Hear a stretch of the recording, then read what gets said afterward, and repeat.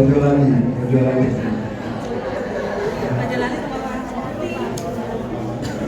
kasih. Assalamualaikum warahmatullahi wabarakatuh. Kajian kita hari ini tafsir Jalalain halaman 63, 5 baris di atas. Bapak dan Ibu boleh menyimak dan kita sama-sama menyimak di depan in fokus dan nanti dibaca oleh Pak Rofiq dan juga dijelaskan oleh guru kita. Sekali lagi terima kasih yang tulus Bapak dan Ibu dalam keadaan berjihad walaupun jalannya dari terhalang karena ada berbeda ya. Paman Raya kita lagi bebas kendaraan. Alhamdulillah Bapak dan Ibu memilih menuju Masjid Al-Amin untuk melanjutkan kajian kita. Setelah itu juga kita juga masih bisa ikut KPDI ya, karena itu sampai jam 10. Terima kasih. Assalamualaikum warahmatullahi wabarakatuh.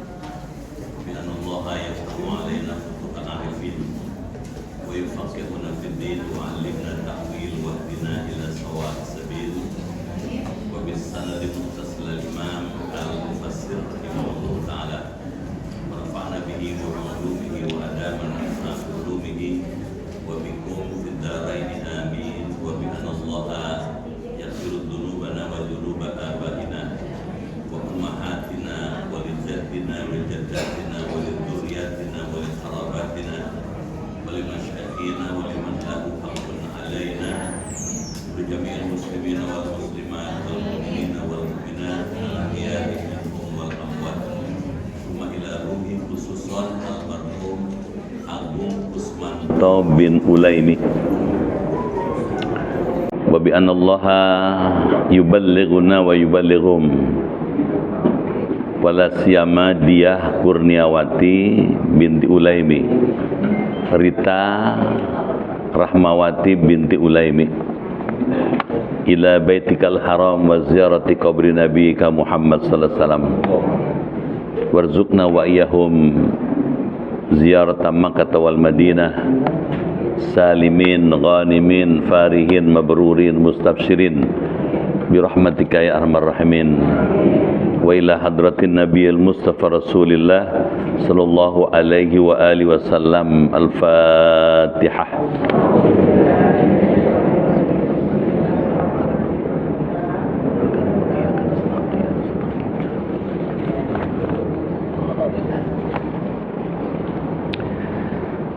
Bismillahirrahmanirrahim. Ya Fattahu ya Alim, iftah abwaba qulubina binuri ma'rifatik wa akhrij alaina min zulumatil jahli wal wahmi ila nuril fahmi wal ilmi waftah alaina abwaba ilmika kama fatahtaha ala anbiyaika wa ulamaika al mutaqaddimin al mutaakhirin wansur alaina rahmataka ya dzal jalali wal ikram. Allahumma sallimna wa sallim dinana wa sallim ahlana wa auladana wa dzurriyyatana wa sallim jama'atana wa la siyama jama'ah majlis ta'lim minhajul muslim min afati dunya wal akhirah wa la taslub waqtan naza' imanana wa la tusallit alaina man la yakhafuka wa la yarhamuna warzuqna khairai dunya wal akhirah innaka ala kulli syai'in qadir.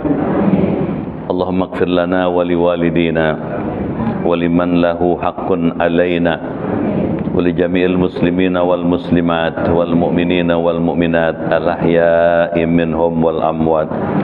Allahumma ighfir lahu warhamhu wa'afihi wa'fu anhu wa akrim nuzulahu wa wasi' madkhalahu wa aksilhu bil ma'i wal thalji wal barad wa naqqihi minal khatayahu kama yunaqqas thawbul abyadu minad danas wa abdilhu daran khairan min darihi wa ahlan khairan min ahlihi wa zawjan khairan min zawjihi.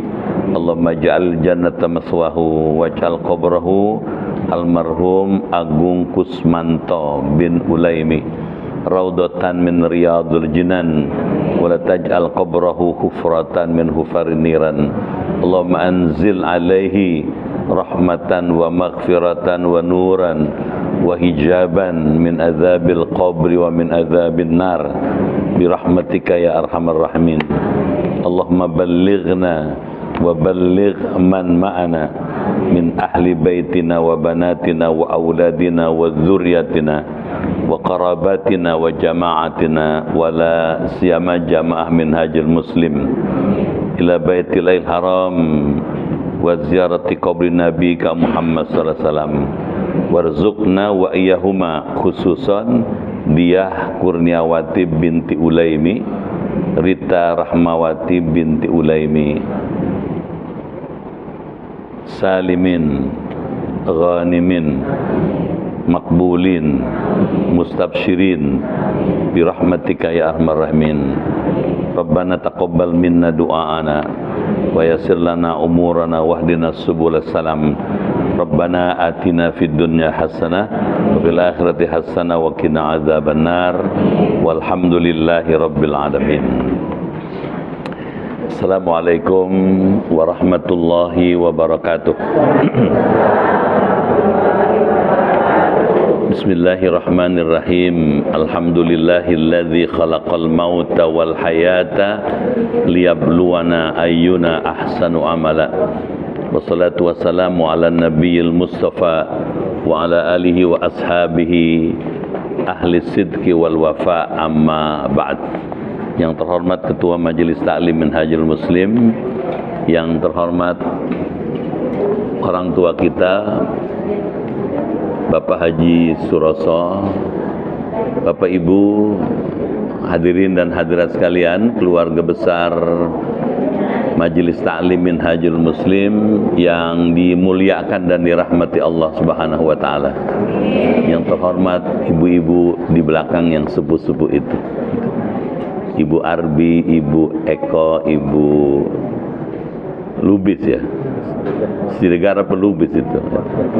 Khalidah Nur, Khalidah Nur. Satu lagi Ibu Anut ya gitu. Ya, ibu-ibu dan bapak-bapak sekalian, kita mendoakan tadi putra kita, keluarga kita, Agung Kusmanto bin Ulaimi, ditempatkan di tempat yang mulia di alam barzah. Diterima amal ibadahnya, diberikan oleh Allah tempat yang terbaik di alam kubur sana. Juga kita berdoa tadi semua ibu bapak yang hadir di majelis Quran pagi ini beserta keluarga di rumah bisa pergi ke Mekah, bisa ziarah ke Madinah, khususnya buat Diah Kurniawati binti Ulaimi dan Rita Rahmawati binti Ulaimi yang akan pergi meninggalkan tanah air ke Mekah, Madinah pada tanggal 21 Agustus bulan ini. Mudah-mudahan pergi selamat, pulang selamat, membawa umroh makbulah, nularin yang lain, biar ketepaan. Kalau ketepaan umrah boleh, ketepaan COVID jangan. Bapak Ibu yang dimuliakan Allah, pagi ini kita akan melanjutkan kajian tafsir Quran berdasarkan tafsir Jalalain pada halaman 63 ya. Iya. 3. Silakan dibaca. أعوذ بالله من الشيطان الرجيم بسم الله الرحمن الرحيم ربنا إننا سمعنا مناديا ينادي للإيمان أن آمنوا بربكم فآمنا ربنا فاغفر لنا ذنوبنا وكفر عنا سيئاتنا وتوفنا مع الأبرار ربنا وآتنا ما وعدتنا على رسلك ولا تخزنا يوم القيامة إنك لا تخلف الميعاد فاستجاب لهم ربهم أني لا أضيع عمل عامل منكم من ذكر أو أنثى بعضكم من بعض فالذين هاجروا وأخرجوا من ديارهم وأوذوا في سبيلي وقاتلوا وقتلوا لأكفرن عنهم سيئاتهم ولأدخلنهم جنات تجري من تحتها الأنهار ثوابا من عند الله والله عنده حسن الثواب. Ya, tentunya. Bapak Ibu dimuliakan Allah, kita baca bareng sama-sama ya. A'udzu billahi minasy syaithanir rajim.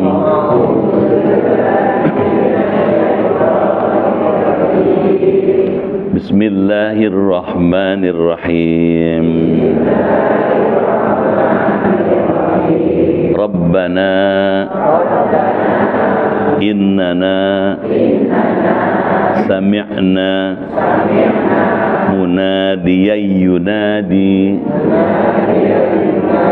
lil iman an aminu bi rabbikum fa amanna rabbana faghfir lana dhunubana wa kaffir anna sayyiatina wa tawaffana ma'al abrar rabbana wa atina ma wa'adtana ala rusulika wa la tukhzina yaumal qiyamah innaka la tukhliful mi'ad fastajaba lahum rabbuhum anni la udhi'u amala amilin minkum min dzakarin aw untha ba'dukum min ba'd falladzina hajaru wa ukhriju min diyarihim wa udhu fi sabili wa qatalu wa qutilu la ukaffiranna anhum sayyiatihim wa la udkhilannahum jannatin tajri min tahtihal anhar thawaban min indillah wallahu indahu husnul thawab. Apa maknanya? Kita coba pahami dalam tafsir Jalalain ini. Pada kaji yang lalu Allah menjelaskan tentang orang yang punya kecerdasan tinggi. Allah menyebutnya ulul albab. Mereka punya kebiasaan, punya tradisi yang melekat, zikir fikir katanya ya. Banyak berzikir ketika duduk, berjalan, berbaring katanya. Banyak berpikir tentang segala hal menyangkut alam semesta katanya. Nah, orang-orang seperti ini kemudian berdoa katanya. Apa doanya? Rabbana, ya Tuhan kami, innana sami'na, Sesungguhnya kami telah mendengar, katanya. Munadiya yunadi, katanya. Penyeru, katanya. Seruan orang yang menyeru, katanya. Yad'un nas, ya, yang menyeru kepada manusia. Lil iman, untuk beriman. Ialah, katanya, ilahi wa huwa Muhammadun awil Quran.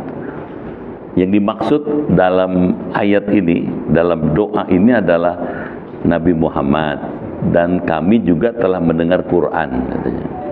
Maksudnya gimana tuh? Kami telah mendengar dakwah seruan Nabi Muhammad. Kami juga telah membaca Quran. Kedengeran? Ya. Kami telah memahami Quran, katanya, yang mengajak kepada manusia untuk bertauhid kepada Allah. An aminu, dengan ucapan an aminu bi rabbikum, katanya. Berimanlah kamu kepada Rabbikum, Tuhanmu, katanya. Jadi kami sudah tahu, kami sudah mengerti bahwa Nabi Muhammad, Quran itu menyeru kepada kami untuk mengesahkan Allah, mentauhidkan Allah. Fa'amanna, maka kami sekarang beriman, katanya. Rabbana, ya Allah, ya Tuhan kami, faghfir lana dzunubana, ampunilah segala dosa kami, katanya. Wa kafir anna sayyiatina, hapuskanlah dari kami, katanya, semua kesalahan kami, katanya. Fala tudhiruha bil iqab alaih, katanya. Jangan kau tampakkan kesalahan kami itu dengan mengazab kami, katanya. Wa tawaffana ma'al abrar, wafatkanlah kami. Iqbid arwahana, cabutlah, ambillah ruh kami, katanya. Ma'a, beserta fi jumlatil abrar, dalam kelompok, dalam golongan, katanya, orang-orang yang berbuat baik, al-anbiya was-salihin, yaitu para nabi dan orang-orang soleh. Apa maknanya? Orang yang punya kecerdasan, ya, itu selalu punya orientasi.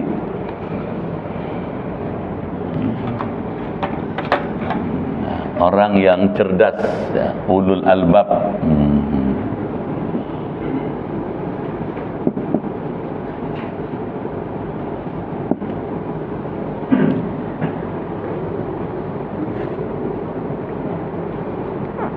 Punya orientasi nih, orientasi dalam hidupnya.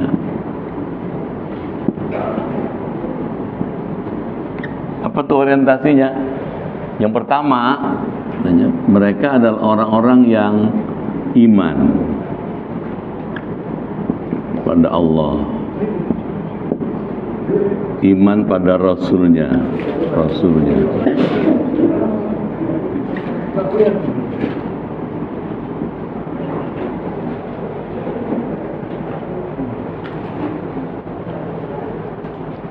Pak, silakan Pak. Sini. Ini ada tamu dari jauh nih, dari Palembang ya. Sini Pak, sini Pak. Sini.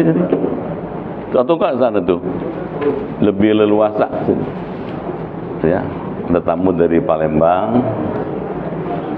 Ya, silakan Pak.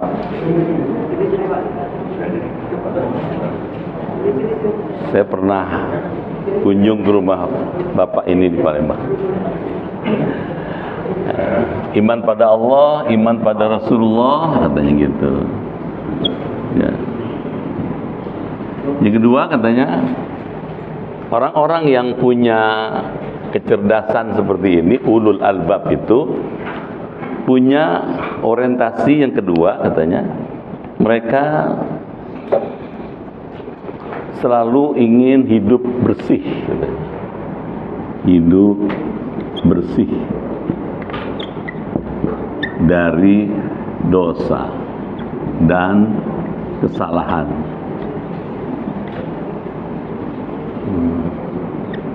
Bapak lihat, iman itu mendorong orang untuk bagaimana hidup ini tanpa dosa, hidup tanpa salah. Dan yang ketiga, ada orientasi yang mau dibangun oleh orang-orang yang cerdik cendekia ini wafat bersama orang-orang soleh, orang-orang yang soleh. Tuh. Ini dasar akidahnya namanya. Ini dasar akidahnya. Ini sikap syariahnya. Dan ini akhlaknya. Tiga ini membangun sikap Islami. Kalau pakai bahasa yang gampang, orang Islam tuh selalu dasar hidupnya itu iman. Kedengeran? Diam aja. Tuh. Dasar hidupnya tuh iman. Dengan iman, dia mau beramal. Kalau amalnya itu dipraktekkan, boleh jadi ada salah, ada keliru, ada khilaf. Dia kepingin seluruh amal itu bersih dari dosa dan kesalahan. Dan kalau suatu saat wafat, dia mesti wafat dalam keadaan orang-orang bersama orang soleh gitu. Kalau bahasa lainnya, meninggal dalam husnul khotimah. Kayak begini, ini orang Islam sikapnya kayak begini gitu. Ini mencerminkan sikap Islami katanya. Ini ulul albab, ulul albab, ulul albab.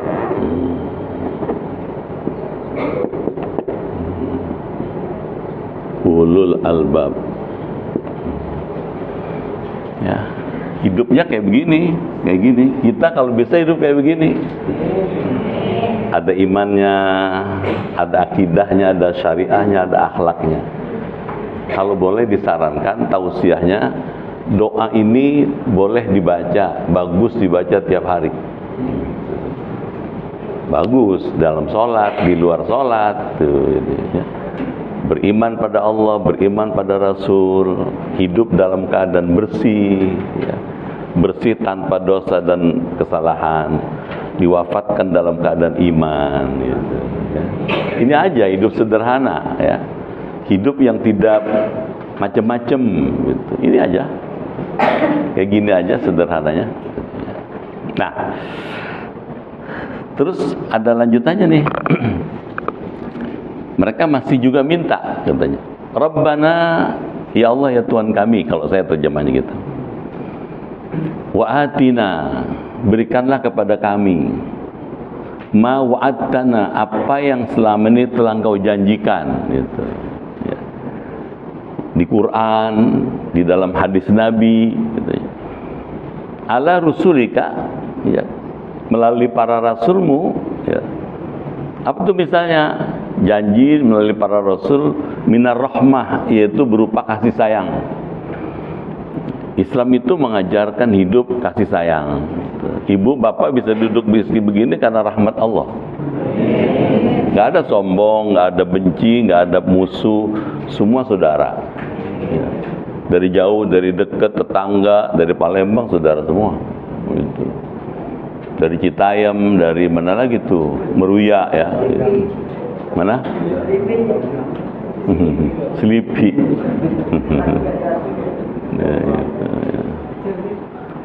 Semua saudara gitu ya. Nah, jadi hidup ini dengan dasarnya rahmah gitu ya. Dasarnya rahmah. Dasar-dasar hidup ini satu, kasih sayang.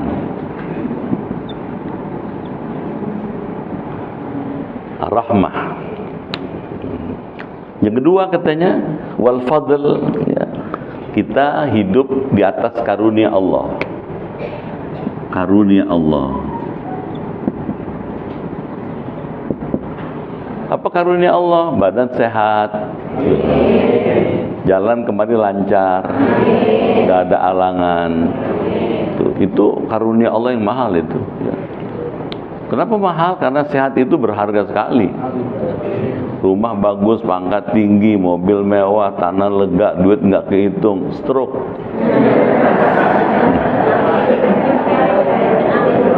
nggak bisa menikmati gitu loh, nggak bisa menikmati. Tapi biar kayak begini, tapi badan sehat. Kalau sehat makan ngegleser, tidur ngelenter. Jadi sehat mahal. Karena itu karunia Allah itu. Ya. Jadi hidup nggak muluk-muluk. Yang sederhana-sederhana badan sehat, gitu. Ya. Ilmu dapat, itu juga karunia Allah. Terus katanya wasu'aluhum dzalika, adapun permintaan mereka atas apa yang telah dijanjikan, wa in kana wa'du ta'ala, meski katanya ternyata janji Allah itu la yukhlafu su'alu, katanya tidak disulayai, tidak diingkari, katanya. Itu adalah su'alu ayyaj'alhum min mustahiqihi. Ya, semoga Allah menjadikan kepada mereka dari golongan orang-orang yang berhak untuk mendapatkannya. Li'annahum lam, katanya, karena mereka katanya belum yatayaqqanu istihqaqahum, katanya, meyakinkan atas berhaknya mereka terhadap janjinya. Wa taqrir rabbana mubalaghatun fit tadarru, diulang, ya, diulang-ulang itu katanya mubalaghah fit tadarru, dalam permohonan. Jadi artinya orang Islam itu selalu punya keinginan untuk selalu bermohon pada Allah.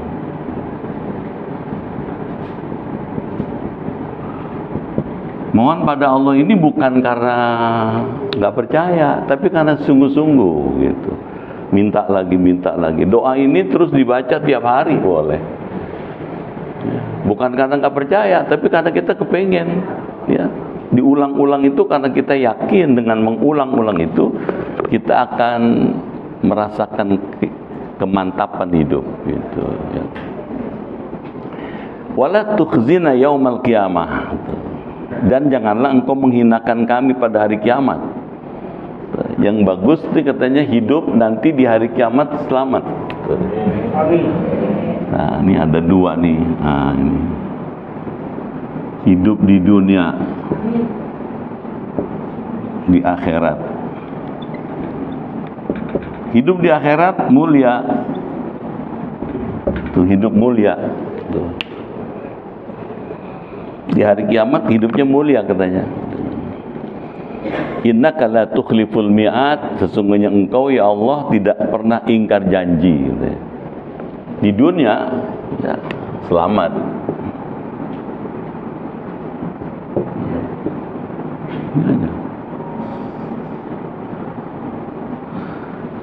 Apa tandanya di dunia selamat? Gitu ya. An-najah min kulli afatin, selamat dari segala hal yang tidak menyenangkan, gitu ya. Misalnya selamat dari mara bahaya, selamat dari bencana, hidup nyaman, gitu. Hidup nyaman tidak mesti punya uang triliunan, kedengeran nggak? Tidak mesti, gitu. Malah kalau terlalu banyak juga repot ngitungnya. Bukan nggak boleh punya uang triliunan, boleh aja. Cuman kira-kira unggulan nggak gitu. Nih, selamat nih gitu ya. Nah, kalau ini selamat di akhirat mulia. Tandanya mulia apa? Masuk surga. Kita mesti yakin nih akan masuk sini. Karena ada hadis Nabi. Kata Rasulullah, kullu ummati yadkhulunal jannah. Tiap-tiap umatku akan Allah masukkan ke dalam surga. Illa man aba, kecuali siapa yang enggak kepengen. Gitu. Ditanya, wa ma ya'ba ya Rasulullah? Apa ada orang yang enggak kepengen masuk surga? Kata Rasulullah, man ata'ani dakhala jannah wa man asani faqad aba. Siapa orang, kata Rasulullah, yang patuh mengikuti sunnahku, dia bakal masuk surga. Sebaliknya siapa orang yang enggan mengikuti sunnahku, dialah orang yang menolak masuk surga. Karena kita kepengen masuk surga, kita ngaji, kita sholat, kita ibadah, itu karena kepengen masuk surga. sederhana gitu. Jadi kalau gitu gimana? Orientasi hidup ini kira-kira seperti begini gitu. Inilah sikap-sikap Islami. Ada sifat Allah di sini, la tukhliful mi'ad. Allah tidak pernah ingkar janji. Allah tidak pernah mengingkari janjinya. Artinya Allah pasti membalas setiap kebaikan dengan balasan yang lebih baik lagi. Faman ya'mal mithqala dzarratin khairan yara wa may ya'mal mithqala dzarratin pasti itu gitu ya. Sekarang aja nggak usah jauh-jauh. Amalnya sedikit tapi untungnya besar. Pengorbanannya sedikit tapi balasannya besar. Pengorbanannya cuma duduk doang, paling 1,5 jam lah. Sampai jam 8:30 ya. Tapi balasannya besar dari Allah. Kenapa? Karena dia maha kaya. Allah maha kuasa. Bisa memberi siapa aja gitu. Kalau begitu jangan jauh-jauh dari Allah. Setuju nggak? Apalagi umur makin tambah nih, jumlahnya makin tambah, kesempatannya makin berkurang. Oleh karena itu, memanfaatkan sisa umur yang ada ini, kata Imam Nawawi katanya, al-hathu al-izdiyadil khair. Umur yang tinggal sisa ini manfaatkan sebesar-besar untuk mencetak kebaikan. Jadi hidupnya orientasi mencetak kebaikan. Nggak mau mencetak kejahatan. Kedengeran nggak? Kalau orang mencetak kebaikan terus, setiap waktu dipakai buat kebaikan, nanti balasannya ini nih, surga nih. Jadi jangan ragu. Sebaliknya orang kalau mencetak kejahatan, ujungnya nggak nyaman. Macem-macem ya, sudah nggak usah diceritain ya. Orang mencetak kejahatan, munculnya luar biasa tuh, kehebohan, ketidaknyamanan, malu, menyesal dan segala macam. Kalau begitu gimana? Orientasi hidup kita cuma satu, bagaimana imannya bagus, amal solehnya banyak, mencetak kebaikan setiap saat. Bisa dengan amal nyata, gitu. Bisa juga amal-amal yang tidak kelihatan, zikir. Kedengeran? Orangnya sih diam tapi lagi zikir dia, gitu. Kalau begitu gimana? Jangan tinggal kebaikan, gitu. Banyakin kebajikan. Terus ada lanjutannya nih, bagaimana Allah merespon doa-doa yang tadi sudah disampaikan. Fastajaba lahum rabbuhum, maka memperkenankan permohonan bagi mereka. Rabbuhum, Tuhan mereka, maksudnya Allah mengabulkan permintaan mereka. Doa'ahum, atas doa mereka katanya. Anni, sesungguhnya akunya Allah. Ai bi anni la udhi'u amala amilin. Sesungguhnya aku katanya tidak menyia-nyiakan amal orang yang beramal. Jadi Allah punya sifat nih. Allah ada di sini. Subhanahu wa ta'ala. Punya sifat. Sifat Allah tidak pernah sulaya. Bapak tahu sulaya? Tidak pernah ingkar gitu. Tidak pernah ingkar janji. Ini mesti jadi pegangan. Silakan berdoa, silakan banyakin amal, Allah pasti balas gitu. Nggak ada Allah yang ingkar, karena dia maha kaya, maha kuasa, maha perkasa.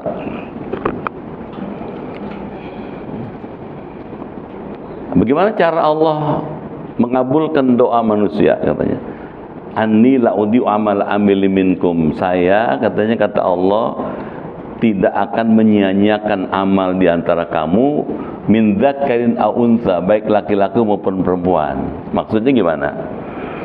Orang laki-laki beramal soleh dibales, orang perempuan beramal soleh dibales, gitu. Nggak dibeda-bedain. Balasannya sama nih. Ibu duduk di situ, pahalanya sama dengan duduk di sini, bapak-bapak. Jadi nggak dibeda-bedain. Karena perempuan sedikit, laki-laki banyak, enggak, sama. kain min katanya min ba'din katanya. Sebagian kamu dari sebagian lain keturunannya katanya aidzukur minal inats wa bil aks katanya. Laki-laki dan perempuan atau sebaliknya wal jumlah muakkidah katanya. Kalimat ini penguat katanya. Lima qablaha pada apa yang ada sebelumnya, hum sawaun fil mujazat. Mereka itu sama dalam balasan bil amal. Dalam balasan amal. Jadi Allah adil.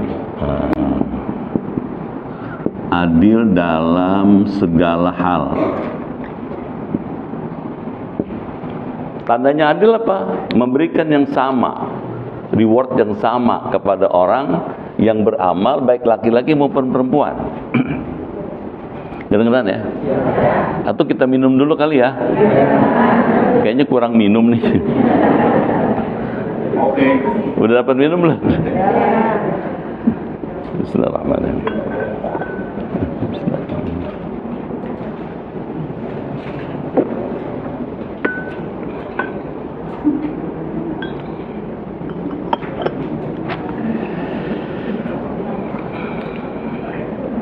Jadi Allah membalas sama ya atas prestasi setiap manusia, baik dia laki-laki maupun perempuan katanya gitu.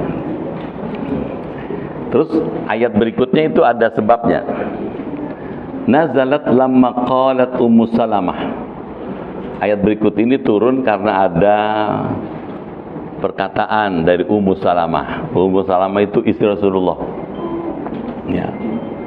Ya Rasulullah katanya, hai Rasul katanya, inilah asma'u dzikran nisa fil hijrah bisyai katanya. Sesungguhnya aku tidak pernah mendengar tentang cerita perempuan hijrah ya dengan sesuatu pahala kata gitu. Maksudnya apakah kalau wanita ikut hijrah itu dapat pahala gitu. Kedengaran ya? Ini masih kaitan dengan Muharram. Allah kemudian menjawab, "Falladzina hajaru," katanya. Maka orang-orang yang berhijrah katanya. Min Makkah ilal Madinah, dari Mekah ke Madinah, wa ukhriju, dan mereka itu diusir min diyarihim, dari rumah-rumah mereka. Jadi orang yang hijrah itu karena lingkungan sosial di Mekah tidak kondusif.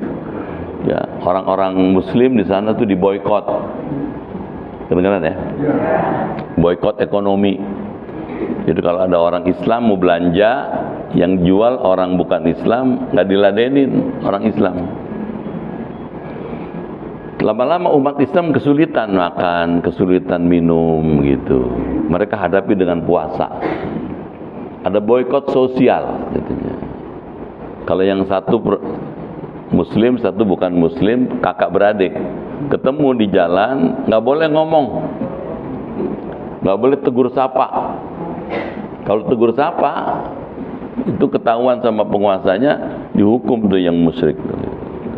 Makin sulit gitu. Hidup yang sulit seperti itu akan mempersempit ruang gerak ibadah. Oleh karena itu mereka katanya, wa ukhriju min diyarihim. Mereka pergi meninggalkan Mekah secara sebagian demi sebagian katanya. Wa udzu fi sabili katanya. Dan diganggu katanya dalam melaksanakan jalan itu, melaksanakan agama. Wa qatalu, dan mereka katanya ya, berperang. Wa qutilu, dan diperangi. La ukaffiran anhum sayiatihim, pasti katanya aku hapuskan dari mereka kesalahan mereka. Artinya orang yang hijrah dari Mekah ke Madinah semuanya dapat ampunan Allah. Kalau dulu ya, kalau sekarang ibu berapa dari rumah ke sini sampai di sini dosanya bures. Diampuni oleh Allah, pasti Pak. Jadi jangan dianggap jalan-jalan biasa nih ke ngaji. Enggak, ampunan pasti dapat. Ya, dari mana aja datangnya, jalannya aja tuh menghapuskan dosa. Kata Rasulullah, likulli khatwatin kafaratuz dzunub. Tiap-tiap langkah yang kita melangkah menuju ke tempat-tempat majelis ilmu itu menghapuskan dosa, mengangkat derajat. Dapat pahala pasti. Jadi 3 sekaligus. dihapuskan dosanya, diangkat derajatnya, dikasih pahala. Jadi kalau gitu tausiahnya, selama badan sehat nggak ada halangan ngaji. Setuju nggak? Ngaji hari Ahad kan nggak mengganggu kan? Enggak lah. Kalau gitu gimana? Ngaji-ngaji begini sederhana tapi besar untungnya, besar manfaatnya. Kita lanjut lagi. Walau udkhilannahum jannatin. Saya, kata Allah, pasti akan memasukkan mereka ke dalam surga. Aku pasti memasukkan mereka ke surga. Seperti apa surga? Tajri min tahtihal anhar. Surga itu mengalir di bawahnya sungai-sungai. Maksudnya surga yang Bapak Ibu bakal tempatin nanti. Nggak ada yang amin nih. Kayak nggak percaya gitu loh. Kayak nggak yakin masuk surga gitu. Kata Rasulullah, siapa saja asal ada imannya pasti masuk surga. Man kana fi qalbi mithqala dzarratin minal iman dakhala jannah. Siapa orang yang punya iman meskipun sebesar atom bakal masuk surga. Cuman ada yang langsung, ada yang mampir. Langsung apa mampir tergantung kita. Makin semangat hidup itu untuk meraih surga, nggak pakai mampir. Kalau kita main-main gitu, ibadah nggak mau, berbuat jahat, membuat masalah terus tiap hari, ya mampir dulu gitu. Jangan kepengen mampir dulu ya. Kalau bisa hidup nih langsung aja deh. Gitu. Terus di sekitar surga tempat kita tinggal itu banyak air mengalir, sungai. Kalau di Quran dikatakan sungainya ada 4 macam. Ada sungai yang ma'uhu, airnya itu minal laban, dari susu. Susunya nggak pernah basi, diminum kapan aja bisa gitu. Sungai yang kedua, ma'uhu minal asal, airnya itu terbuat dari madu. Coba, madunya nggak pernah habis, mengalir terus. Yang ketiga, ma'uhu minal khamar, airnya terbuat dari khamar, arak.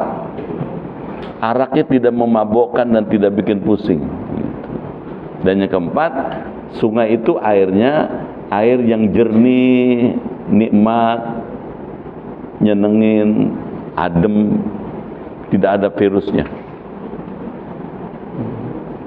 Jadi kalau begitu kemana? Surga penuh dengan kenikmatan.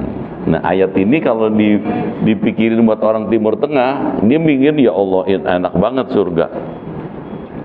Kan mereka jarang lihat sungai. Dikasih tahu bahwa nanti di surga ada sungai yang mengalir terus-menerus katanya. Mereka senang. Mereka pengen masuk surga katanya. Sawaban min indillah, sebagai balasan ya dari Allah kepada mereka. Wallahu indahu husnus sawab, dan Allah lah katanya sebaik-baik pemberi pahala gitu. Jadi pahalanya luar biasa. Tausiahnya nih, ayat ini dibaca tiap hari. Ada hadis Rasulullah kalau bangun tidur yang dibaca ini, inna fi khalqis samawati wal ard wa ikhtilafil lail wan nahari la ayatil liulil albab, sampai ayat ini gitu. Ya, bangun tidur ya, sudah bangun, begitu mendusin, alhamdulillah alladzi ahyana ba'dama amatana wa ilaihi nusyur gitu. Sambil duduk ini inna fi khalqis samawati wal ard, sampai sini gitu.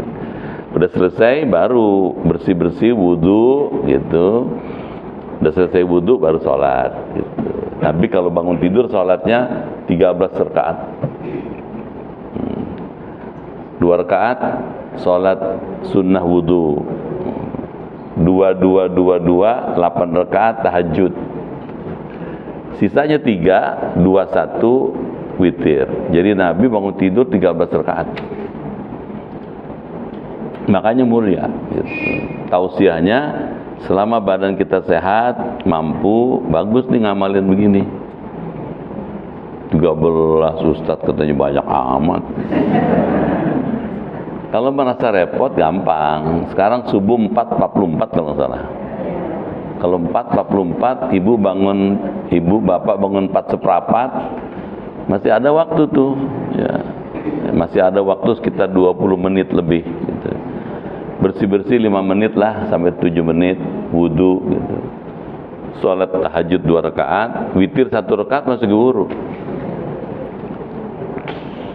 Ya, kalau begitu gimana? Manfaatkan waktu-waktu ini untuk dekat-dekat sama Allah. Curhat paling enak waktu itu gitu. Lapor sama Allah gitu. Kita punya masalah banyak ya Allah. Yang bisa menolong aku cuma Engkau ya Allah. Minta sama Allah gitu. Dan ada hadisnya, kata Rasulullah, Allah setiap sepertiga malam terakhir itu menawarkan, manil ladzina yas'aluni is'aluni a'tikum. Siapa di antara kamu yang mau minta kepada saya, mintalah sekarang. U'tikum, pasti saya berikan kamu. Kalau Allah bilang begitu tadi kan, la tukhliful mi'ad, la yukhliful mi'ad, tidak pernah bohong kata gitu. Jadi kalau gitu gimana? Manfaatkan. Ya nggak usah banyak lah. Kalau Nabi sampai 13 rakaat, kita paling 2 rakaat tahajud, witir 1, lumayan. Asal kulino. Apa kulino? Rutin biasa gitu. Ini sekali sholat 13 rakaat 6 bulan nggak sholat. Ya nggak apa-apa, 2 rakaat, 1 rakaat, gitu aja teratur gitu. Itu lebih bagus gitu. Udah selesai sholat ke masjid. Bisa tangkap? Jadi ada ruang untuk komunikasi dengan Allah, untuk curhat dengan Allah. Itulah waktunya pas sekali itu menjelang subuh gitu. Badan sehat, pikiran jernih, hati lega, rezeki pasti dapat. Saya nggak bayangin dapat kue lapis. Alhamdulillah. Sampai sini dulu ya. Nah, kita bersyukur. Sekarang sudah tanggal 14 ya. 14 ya. Tanggal 17 sebagai bangsa Indonesia kita akan kemerdekaan ke-77, banyak 77. Gimana bersyukur dengan kemerdekaan itu. Kemerdekaan itu karunia Allah yang mesti disyukuri ya. Dengan perjuangan yang berdarah-darah bangsa Indonesia, akhirnya Allah memberikan kemerdekaan pada tanggal 17 Agustus 1945. Tugas kita sekarang adalah bagaimana mengisi kemerdekaan dengan bersyukur. Tadi saya tulis tuh di WA itu. Bersyukur ya gitu. Syukur dengan merdeka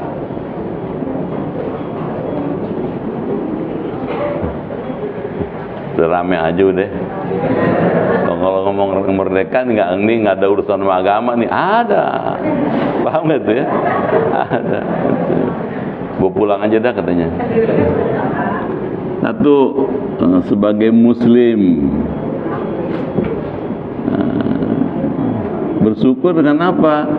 Meningkatkan bakti pada Allah. Ini aja. Hidup yang dikasih oleh Allah pada kita dimanfaatkan buat ibadah sebesar-besarnya. Sebagai bangsa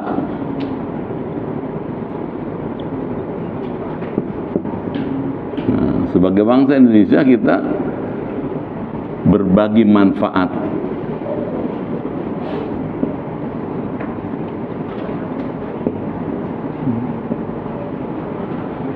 Kan ada hadis kan, khairun nas anfa'un nas linnas. Orang yang paling baik kalau paling bermanfaat. Bagaimana hidup kita sekarang ini memberi manfaat buat orang lain ya. Manfaat untuk satu, bermanfaat buat keseharian kita di dunia, manfaat buat agama, manfaat buat masyarakat. Ini aja, nggak usah muluk-muluk. Apa yang bisa kita beri gitu loh. Orang Islam tuh mikirnya apa yang bisa saya berikan, apa yang bisa kita bagi gitu. Ini aja. Buat keseharian kita mesti memberikan manfaat buat lingkungan, buat anak, buat istri, buat suami gitu. Buat agama ada manfaatnya gitu. Buat masyarakat mesti ada manfaatnya. Bagaimana kita tinggal di masyarakat itu tidak menimbulkan kerusakan gitu. Berbagi, memberi apa aja yang bisa kita beri semampu kita gitu. Jelas? Kalau kita isi dengan ini, kan hidup kan untuk ibadah bukan?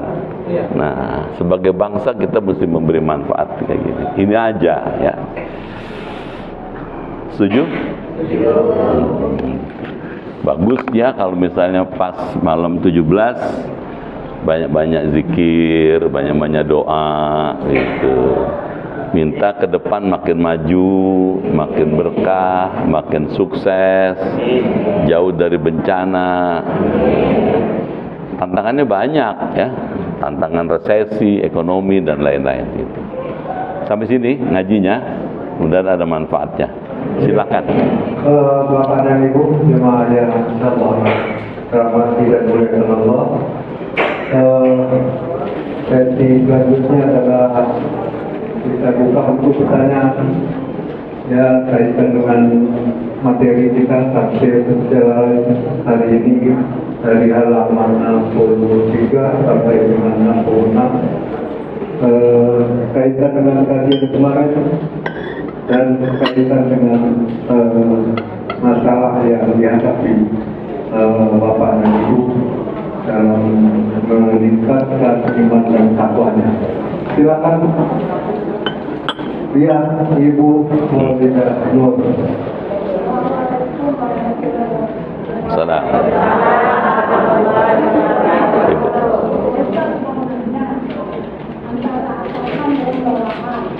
Atasan dengan bawahan. Bawahannya sebenarnya baik, tapi atasannya menyuruh seseorang itu dibunuh.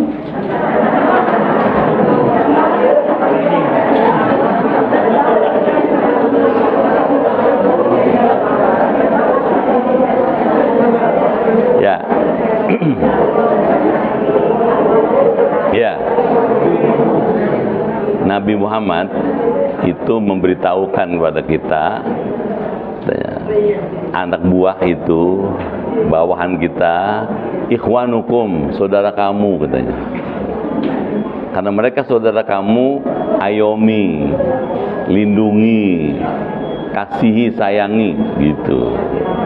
Jadi ibu misalnya nih, nggak usah jauh-jauh lah bu, ibu punya anak buah, punya staf, itu saudara ibu.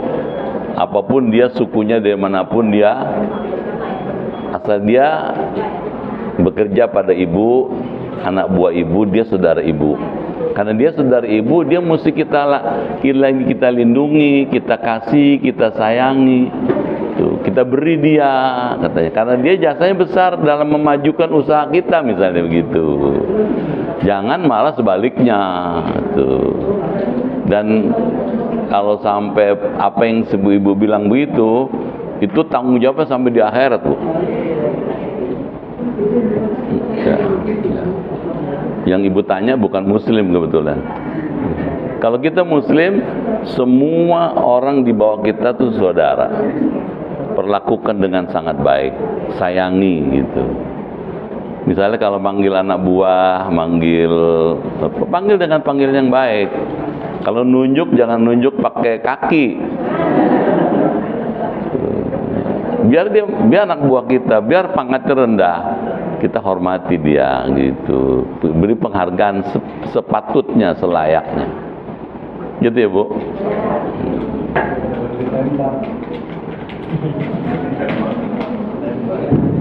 Silakan yang lain. Ya. Saya komen ya. Kemudian duduk orangnya. Boleh. Silakan.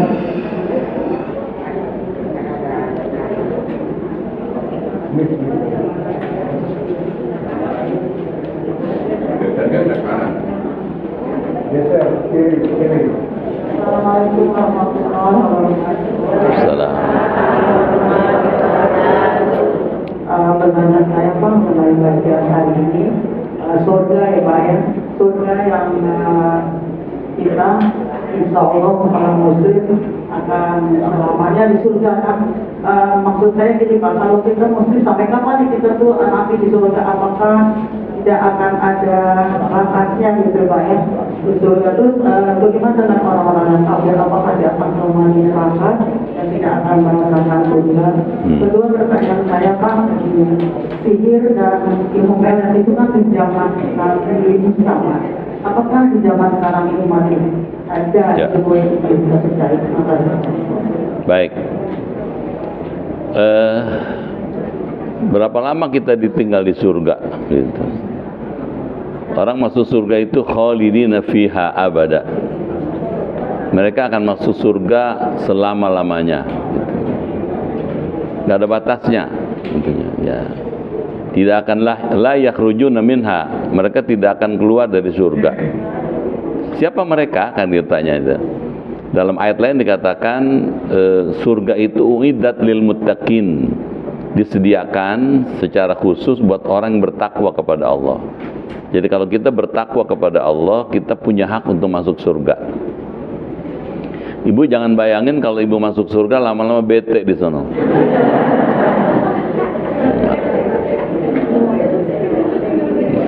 Ibu bisa plesir, bisa kunjung, ya. Ibu misalnya tinggal di surga Darussalam, ibu bisa kunjung ke surga Firdaus, bisa ketemu Nabi Muhammad, ketemu Nabi Ibrahim. Ya. Ada informasi naik apa kendaraannya, pakai buruk. Berapa biayanya?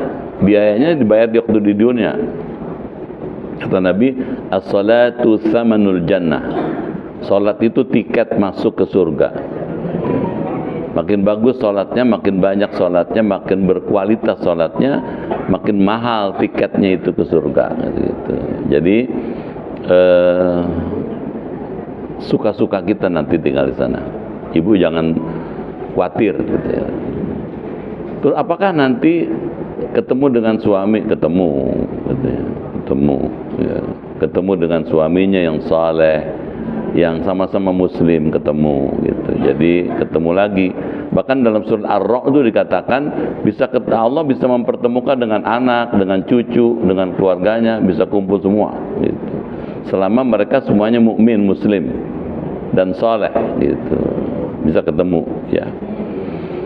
Kalau di alam barzah ketemu dengan manusia gitu, seperti manusia, tapi dia adalah amal soleh kita. Ya, amal soleh kita.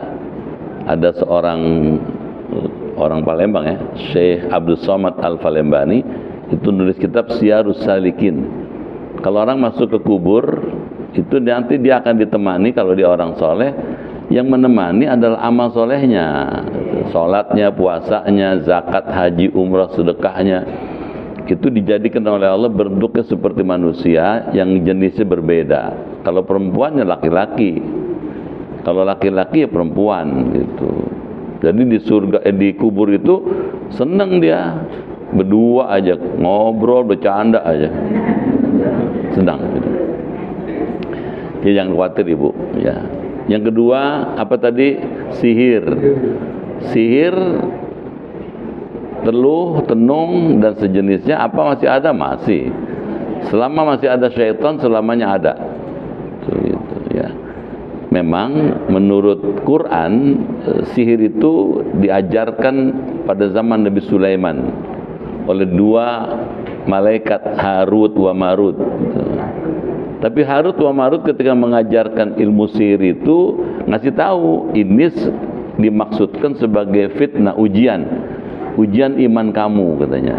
Kalau kamu imannya kuat, bagus, kamu tidak akan memanfaatkan sihir untuk kejahatan gitu. Lama-lama sihir itu disebarluaskan oleh syaitan kepada manusia melalui para dukun dan lain-lain gitu. Imam Ibnu Katsir mengatakan sihir jumlahnya ada 12 macam. Ada 12 macam. Ada teluh, ada ramalan, ada ini nih, baca-baca ini nih, itu ya.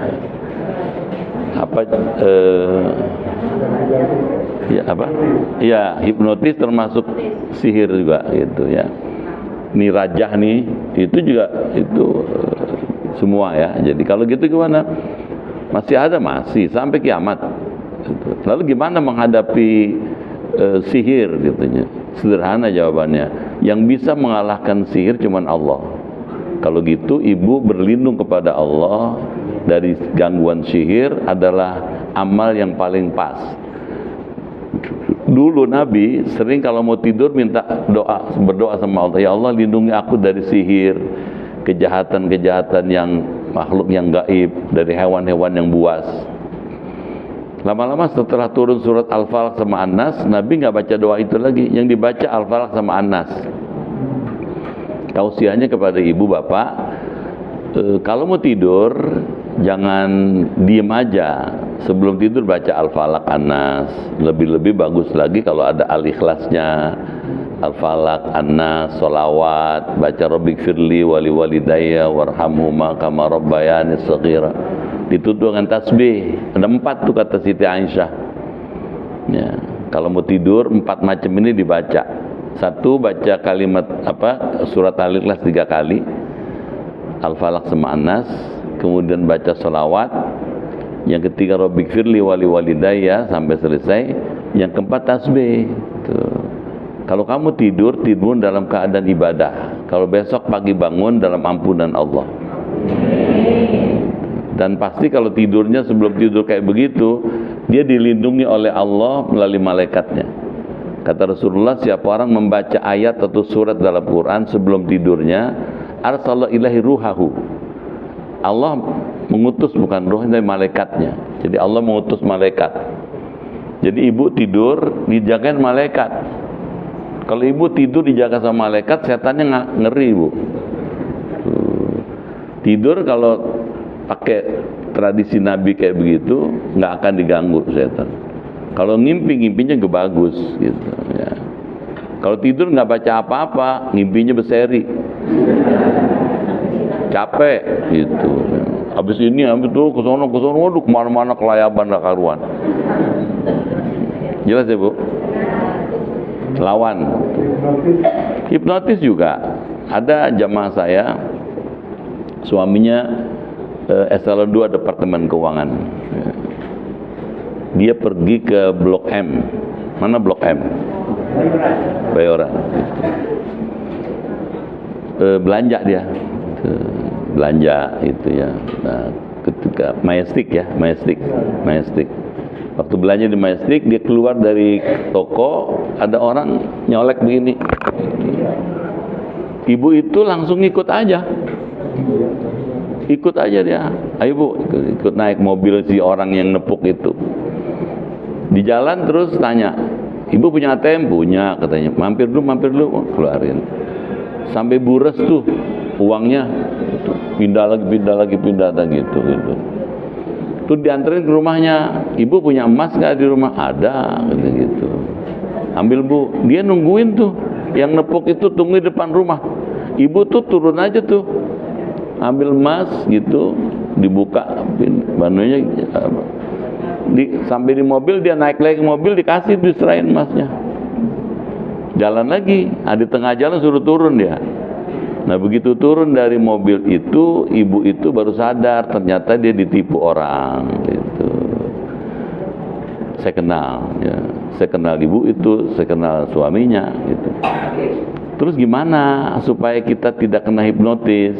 Tausiahnya buat ibu bapak, setiap keluar rumah mau kemana aja wudu. Kedengeran nggak? Wudu. Gitu. Mau kemana aja? Keluar rumah wudu. Orang yang dalam keadaan wudu, dia dilindungi Allah, dilindungi malaikat. Kata Rasulullah, al-wudu silahul mu'min. Wudu itu senjata orang beriman. Kalau kita dalam keadaan wudu, kita dipelihara dari gangguan syaitan. Sihir termasuk syaitan, hipnotis termasuk syaitan. Jelas? Silakan. Ya. Ini kirim dulu. Assalamualaikum warahmatullahi wabarakatuh, Ustaz. Assalamualaikum. Kita lagi pertanyaan yang pertama kali, Ustaz. Ya kan? Andai kata yang Ustaz katakan tadi, kita harus berbuat baik kepada anak buah kita gitu, Ustaz ya. Tapi sudah kita lakukan berbuat baik, malah jadi pengkhianat buat kita, Ustaz. Apa yang harus kita lakukan?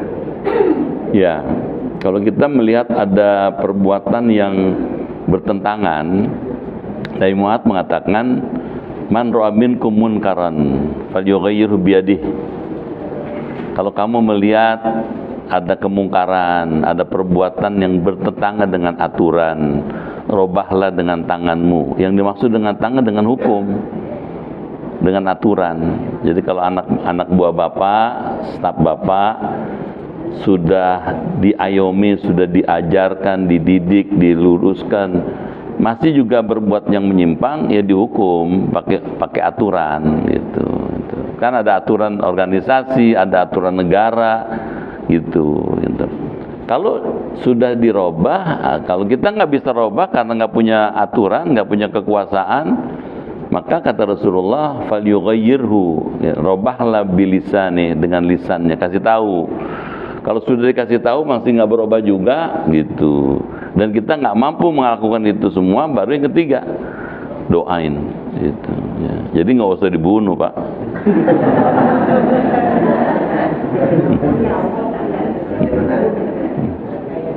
Silakan yang belakang, Bu RT. Evin.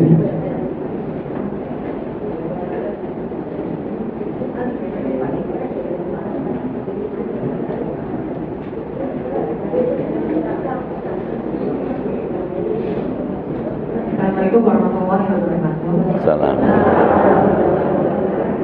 Yang mau tanyakan Pak Ustaz, bila ada seseorang mempunyai utang, dia meninggal, tapi keluarganya nggak ada yang mengetahui, itu apakah mampir dulu ke sini?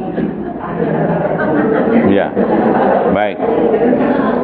Apakah dia nggak bisa masuk keluarga, harus mencari orang yang mempunyai utang tersebut? Ya. Rasulullah mengajarkan bahwa utang itu mesti dibayar. Kalau kita berhutang pada orang, itu maka kita punya kewajiban memberitahu pada anak istri, pada keluarga, bahwa kita punya utang sama si A. Misalnya kalau kita punya utang pada seseorang, kemudian kita mau keluar kota atau keluar negeri, sebelum berangkat kita kumpulkan anak. Kita bilang, Bapak, saya punya utang sama si A, ini tanda terimanya gitu. Nanti kalau saya nggak ada umur, kamu selesaikan ya utang ini dengan ngambil uang kontrakan sono. Bayar pakai uang kontrakan misalnya gitu. Jadi ada solusinya gitu. Nah, kalau kita sudah memberitahu begitu, kemudian kita nanti nggak ada umur, kata begitu, nanti akan diselesaikan oleh anak-anak. Gitu. Jadi kalau begitu, punya utang mesti terbuka, karena akan memudahkan kita nanti di perjalanan. Terus pernah ada beberapa orang sahabat datang nemuin Nabi. Ya Rasul, katanya, bapak saya meninggal, kata gitu.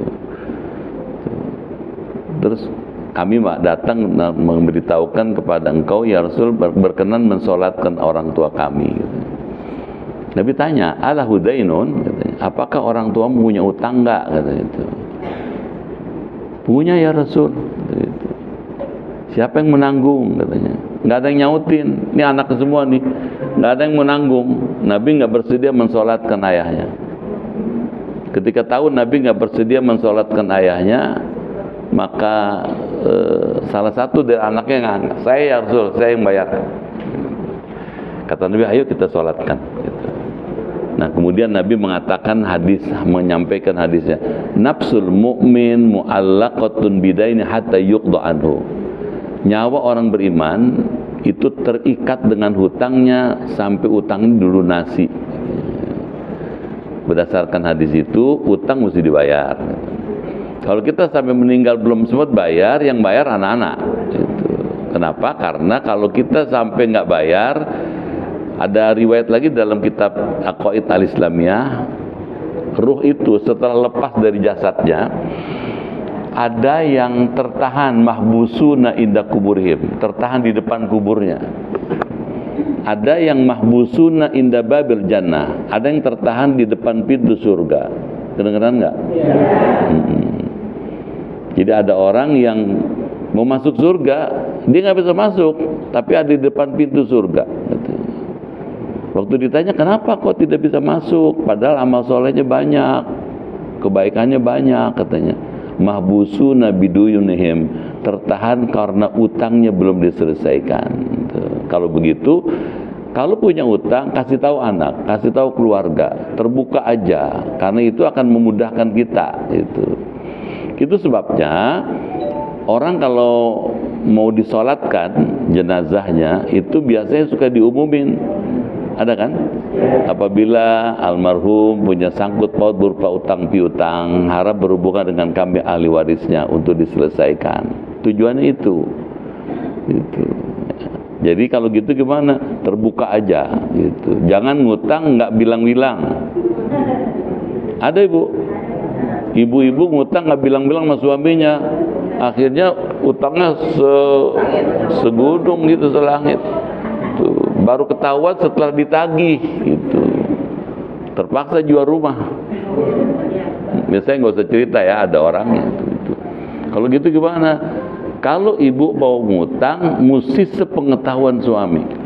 Nggak boleh ngambil kebijakan sendiri ngutang tanpa ditahu suami, nggak boleh. Kedengaran ibu?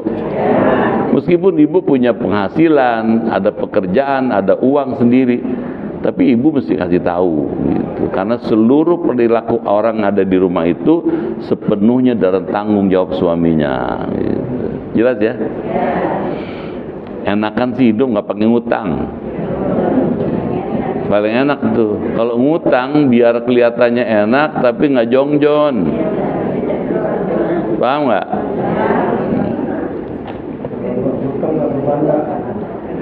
Ya, Bu Hajah Yusmina. Salam.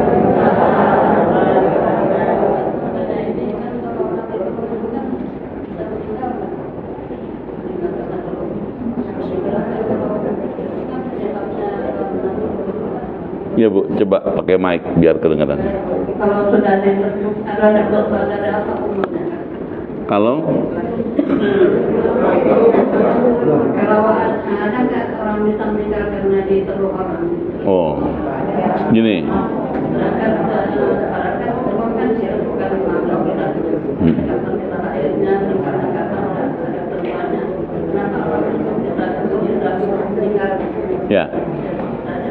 Ya, orang meninggal itu bukan karena teluh, bukan karena dicekek setan. Tapi meninggal karena memang sudah ajal. Kullu nafsin dha'iqatul maut. Tiap-tiap yang bernyawa pasti akan merasakan kematian. Nah, cara menuju kematian itu bisa karena teluh, gitu loh Bu. Bisa karena takut, gitu. Kalau ngelihat setan takut dia, stres, depresi, dan sebab itu kemudian membawa dia pada kematian. Tapi si A itu meninggal pada hari itu, jam segitu, detik itu, menit itu, itulah ketentuan Allah. Bukan karena teluh, bukan. Tuh. Jadi bukan karena itu. Makanya nggak usah takut. Ya, tidak usah takut dengan sihir, teluh, tenung, dan segala macam. Quran kan memberikan panduan. Nabi Muhammad memberikan solusi. Tadi antara lain tuh Bu, sebelum tidur baca Al-Falaq An-Nas itu. Kan ada kan di Al-Falaq kan? Kan ada qul a'udzu birabbil falaq min syarri ma khalaq wa min syarri ghasikin idza waqab wa min syarri naffatsati fil 'uqad wa min syarri hasidin, dari kejahatan nafatsat, dukun perempuan. Dulu dulu di sana tuh banyak dukun perempuan yang suka meniupkan gitu ya ke buhul. Buhul itu kayak kumparan gitu ya. Gitu ya Bu. Jadi jangan takut, bismillah. Kalau kita jalannya lurus benar, insya Allah selamat. Gitu. Ya. Sekarang belah kiri kiri. Silakan Bu.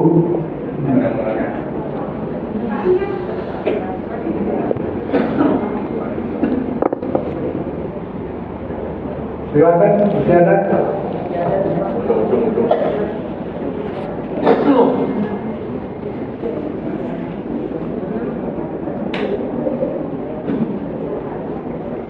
Ya, kalau Ada. silakan sebelah kanan ya. Dekat jendela, ayo. Kerudung putih.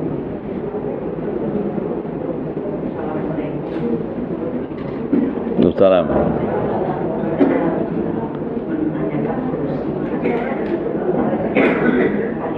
Agak keras biar kedengaran belakang. Ada keturunan imam di masjid dari suku sampai desa. Itu anaknya nggak pernah sekolah. Sekarang dari meninggalnya Biar jelas Bu, biar jelas. berhentikan dari kerja.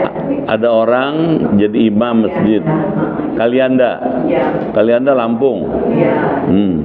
Itu imam di masjid dari suku Bangsa, anaknya tidak pernah sekolah. Sekarang COVID tidak kurang pegawai tidak semuanya. Nah, terus sekarang mereka komennya ini, kalau ambil bapak tuh mati sakit. Gitu.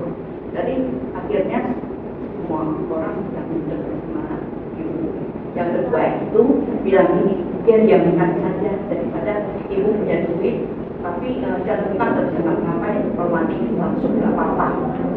Sekarang sebaiknya solusinya bagaimana?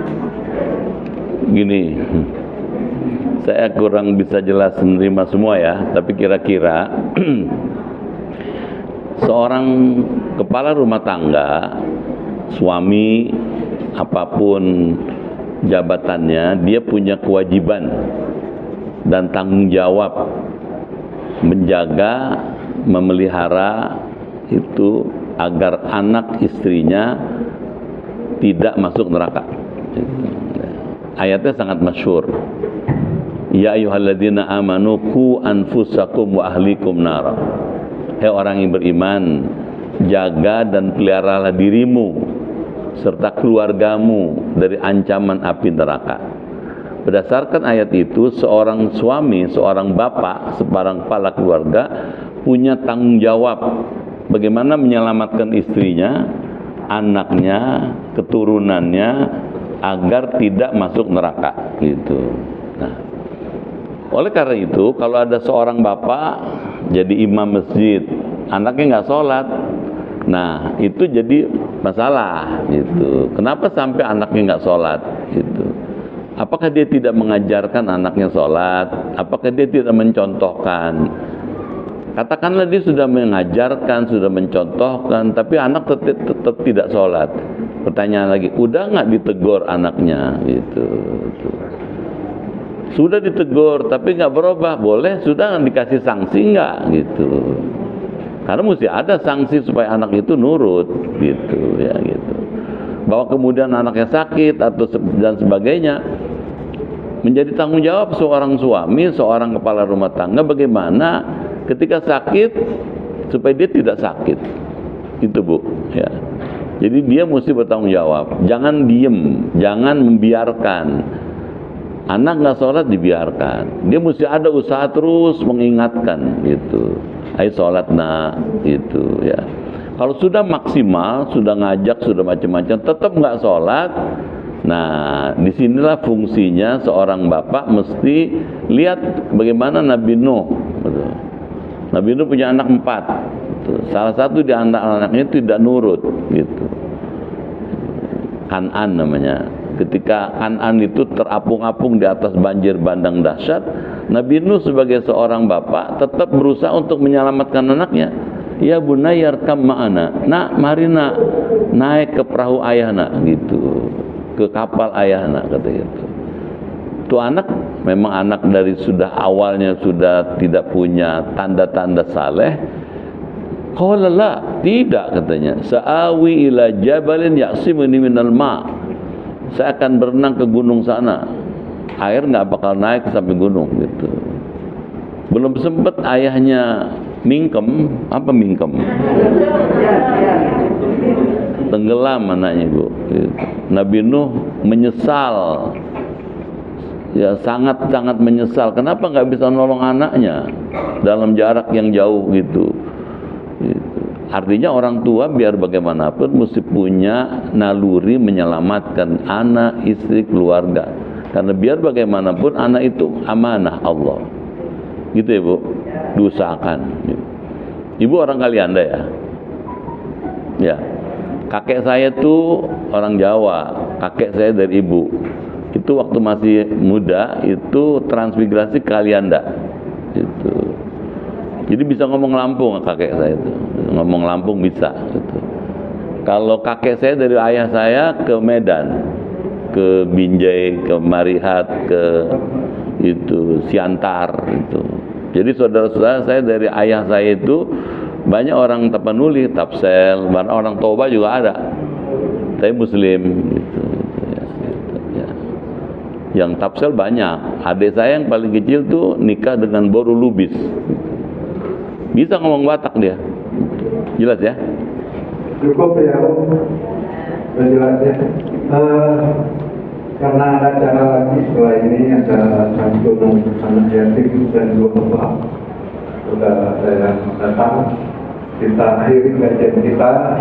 Ahad depan kita kitabnya adalah Bidayatul Hidayah. Ya. Nanti diinfokus, dibacakan dan kita kupas tuntas. Ya, kita akhiri dengan doa. Dan jangan lupa nanti pulang bawa kentengan itu. Mudah-mudahan pahalanya kepada almarhum anak kita pun. Yang tadi itu anak tadi. Al-Fatihah.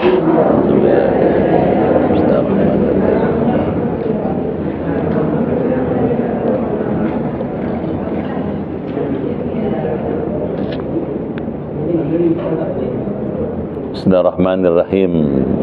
Allahumma bihaqqil Qur'an wa bi kalamikal qadim wa bi Muhammadin khatamin nabiyyin wa bi haqqi ummil Qur'an allimnal Qur'an wa faqihna fid din wa allimna ta'wil wahdina ila sawa'is sabil.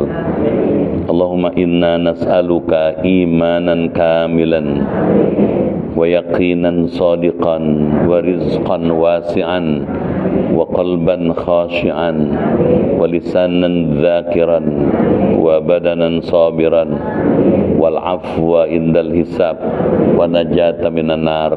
Allahumma khtim lana bi husnil khatimah wa la takhtim alaina bis su'il khatimah. Rabbana taqabbal minna a'malana wa taqabbal minhu a'malahu innaka antas sami'ud du'a wa tub alaina innaka antat tawwabur rahim.